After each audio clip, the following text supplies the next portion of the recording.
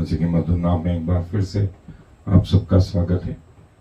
और हमने पहले देखा था कि प्रभु यीशु मसीह के जी उठने पर चेले कहाँ थे, और आज जो है हमारा विषय है कि प्रभु यीशु मसीह के पुनरुत्थान में सिपाही जो है उनका जो वर्णन है वो गतसमने बाग से आरंभ हुआ और पुनरुत्थान तक जारी रहा।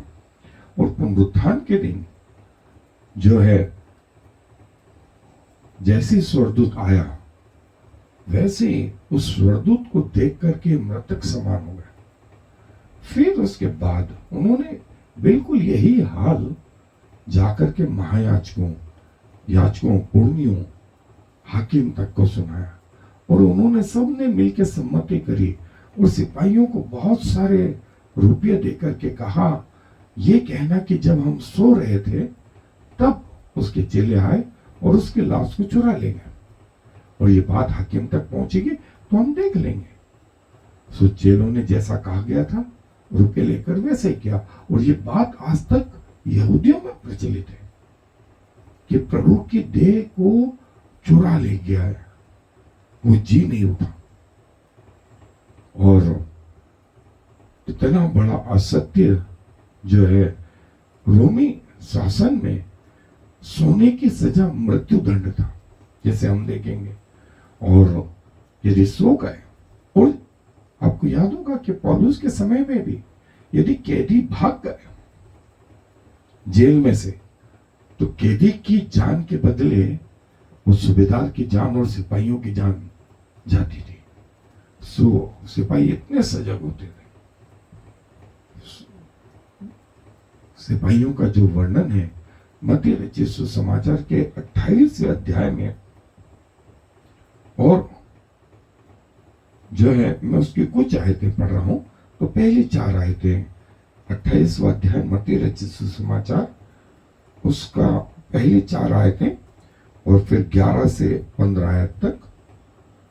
सबके दिन के बाद सप्ताह के पहले दिन पह फटते ही मरियम मगदलिनी और दूसरी मरियम कब्र को देखने आई, और देखो एक बड़ा भिंडोल हुआ, क्योंकि प्रभु का एक दूत स्वर्ग से उतरा और पास आकर उसने पत्थर को लुढ़का दिया और उस पर बैठ गया।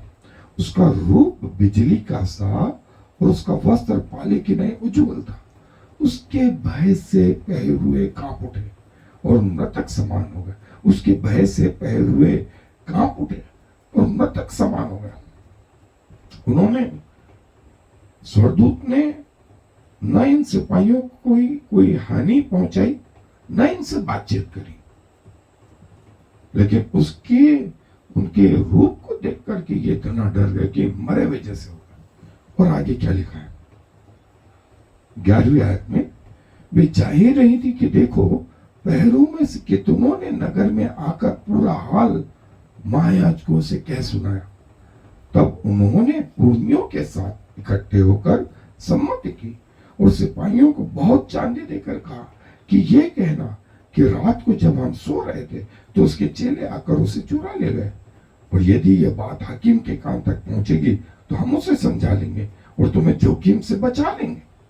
सो उन्होंने रुपये लेकर जैसा सिखाए गए थे वैसा ही किया, और यह बात आज तक यहूदियों में प्रचलित है। यहूदी आज भी प्रभु यीशु मसीह के पुनरुत्थान को नहीं मानते।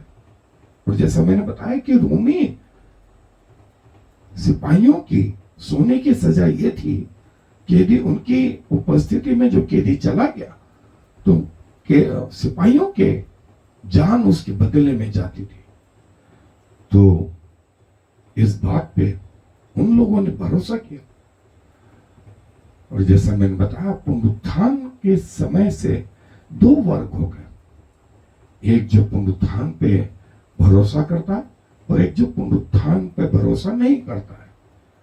नहीं भरोसा करने वालों में सिपाही होगा। सो जैसा मैंने बताया कि बाइबल में सिपाहियों का वर्णन गतसमने बाग से जो है आरंभ हुआ, और प्रभु यीशु मसीह को जब पकड़ करके ले गए तब सिपाहियों ने उस रात प्रभु को मारा प्रभु का मजाक उड़ाया, उसके ऊपर कांटों का मुकुट रखा, और सुबह हाकिमों के अनुसार जो है वे उन्हें जो है पिलातुस के पास ले गए।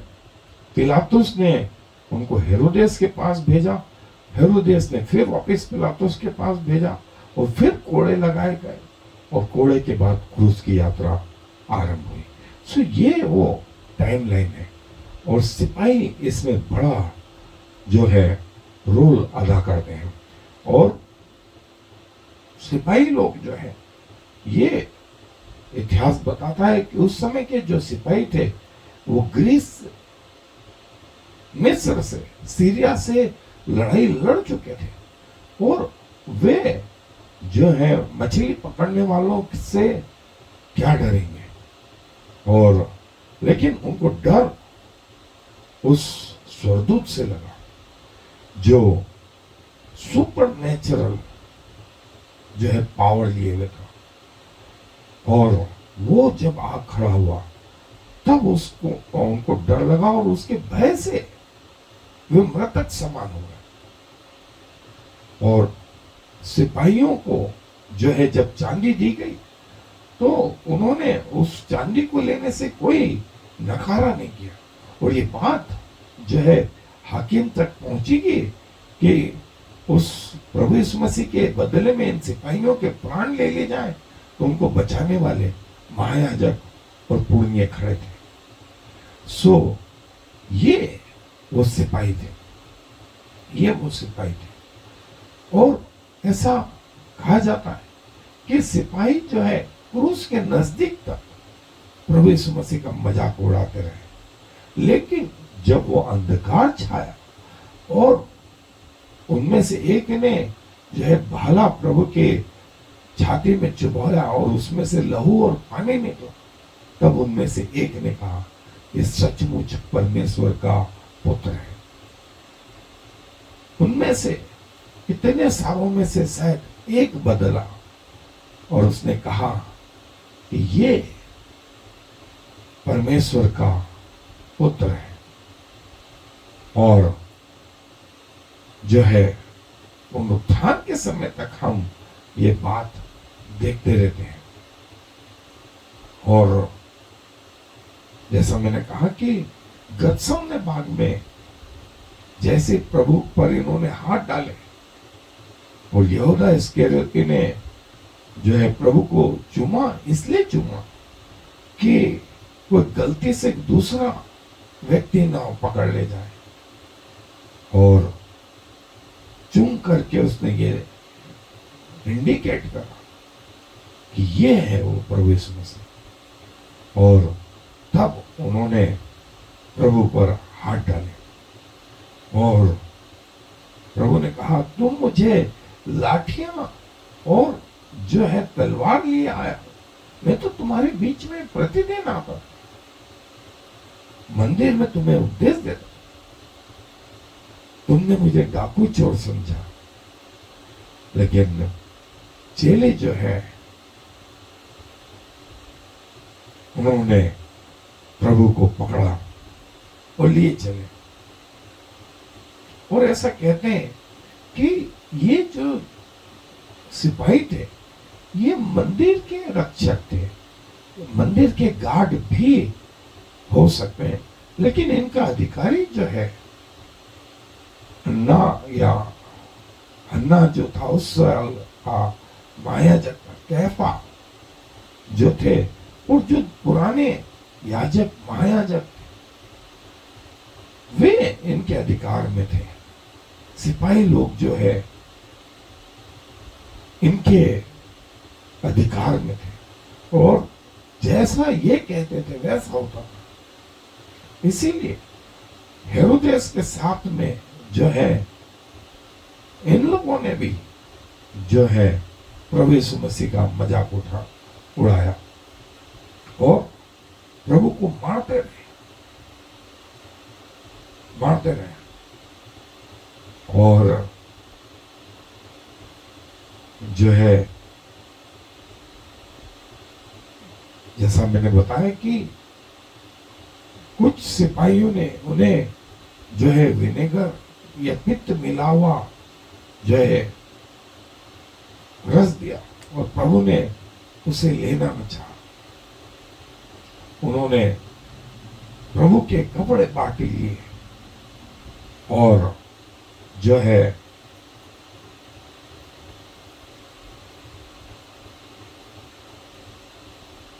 हम देखते हैं कि फिर उन्होंने पहले डाकू के पांव तोड़े और दूसरे के तोड़े, और जब प्रभु के पास आए तो उन्होंने देखा कि वो पहले से प्राण त्याग चुका है।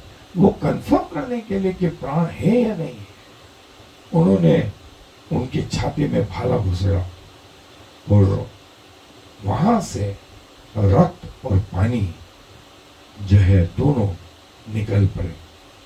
और जो सूबेदार था उसने कहा कि निश्चय यह परमेश्वर का पुत्र है, निश्चय यह परमेश्वर का पुत्र है।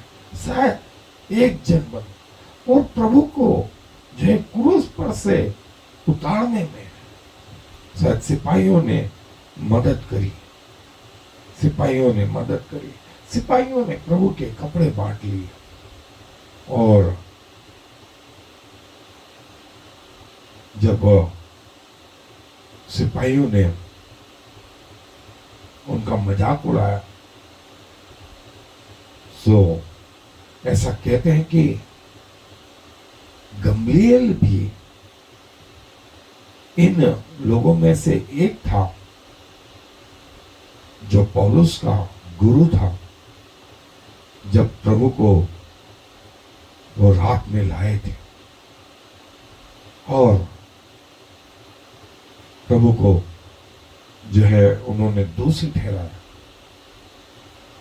और सिपाहियों ने प्रभु के मुंह पर थप्पड़ मार के कहा कि तू मायाजत से कैसी बात करता है।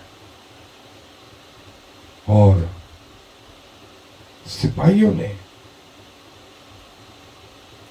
जब प्रभु के जी उठने की बात कही तो इन महायाजकों ने कहा, पैसे दी, चांदी दी और कहा कि ये बात जो है हाकिम तक पहुंचेगी, हम संभाल लेंगे, तुम जाकर के जैसा कहा गया वैसा करो। और इन्होंने वैसे ही किया, इन्होंने वैसे ही किया। इन्होंने जो है पैसा लिया और जो है प्रभु के जी उठने की बात जो है भ्रम के रूपों में फैलाई कि हम सो रहे थे, तब चेले आए और उसकी लाश को, उसके देह को चुरा ले गया।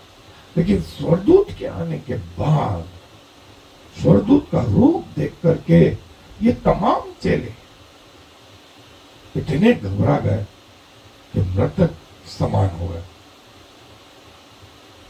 और जैसा हमने देखा कि रोमी सिपाहियों की सोने की कीमत, यदि वे सो जाए अपनी ड्यूटी पर तो, और उनकी ड्यूटी में कोई जो है कैदी यदि भाग जाए, इसका बदला उनके प्राणों से, प्राण का बदला, प्राण कैदी की मौत नहीं आते हुए इन लोगों को मौत दी जाती थी। और जैसा पौलुस के समय हुआ, सिलास के समय हुआ, जब भूकंप हुआ तो सूबेदार ने जाना कि अरे फाटक खुल गए, हथकड़ियां खुल गई, कैदी भाग गए, तो वो अपने आप को मारने लगा। तब पौलुस ने कहा था कि नहीं, हम सब यहाँ हैं, हम सब यहाँ। दौड़ता हुआ आया, चाहे वो उद्धार पाने के लिए क्या। सो ये वो सिपाही थे और जो पहरा देते थे, पहरा देते थे। वे कपड़े उन्होंने बांट लिए और प्रभु के ऊपर कोड़े जो बरसाए वो ये सिपाही थे। सो फिर से कहूंगा, कई लोग अपने स्वार्थ के लिए, पैसों के लालच में, संसार के लालच में, शरीर के लालच में इतने इन्वॉल्व है कि प्रभु के जी उठने से उनको कोई लेना देना नहीं। प्रभु करे कि अपने जीते जी हम चेत पाए और प्रभु के पुनरुत्थान को अपने जीवन का आधार मान करके आगे बढ़े। आए दुआ करें। प्रभु जी धन्यवाद देते हैं कि जहां सारे पढ़े लिखे लोग, पैसे वाले लोग, चांदी वाले लोग, सोने वाले लोग, जिन्होंने आपका भरपूरी से वॉलंटरली रीति से जानबूझ करके पुनरुत्थान का इनकार किया और न सिर्फ स्वयं इनकार किया वरन हाकिमों को समझाया, सिपाहियों को पैसे दिए कि आपके पुनरुत्थान की खबर छिपाई जाए। वहीं स्त्रियां तैयार हो गई, चेले तैयार हो गए और वे अपने प्राणों पर तैयार हो गए। खुदावंत, आपका वचन कहता है कि जब आप पृथ्वी पर आएंगे हर एक आंख उसे देखेंगे और जिन्होंने उसे बेधा था वे भी उसे देखेंगे और उसके कारण छाती पीटेंगे। हाँ, आमीन। ऐसा आपका वचन प्रकाशित वाक्य में कहता है। सो प्रभु, इसके पहले कि हमारी मृत्यु हो हमें यह सेंस दे, हमारी आत्मा को खोले।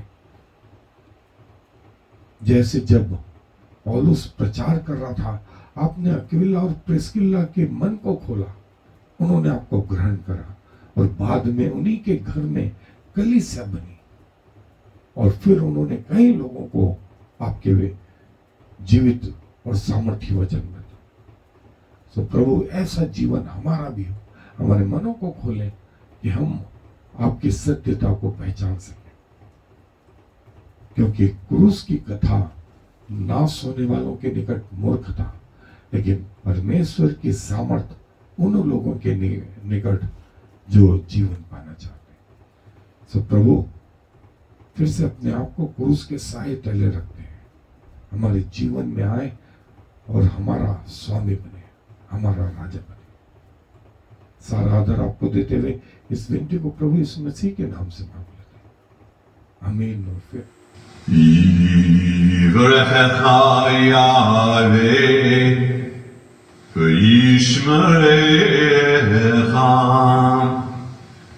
Ya'er Yahweh v'yichunecha Yisa Yahweh panav alecha v'yasem lecha Shalom. May the Lord bless you and protect you. May the Lord smile on you and be gracious to you. May the Lord show you his favor and give you his peace.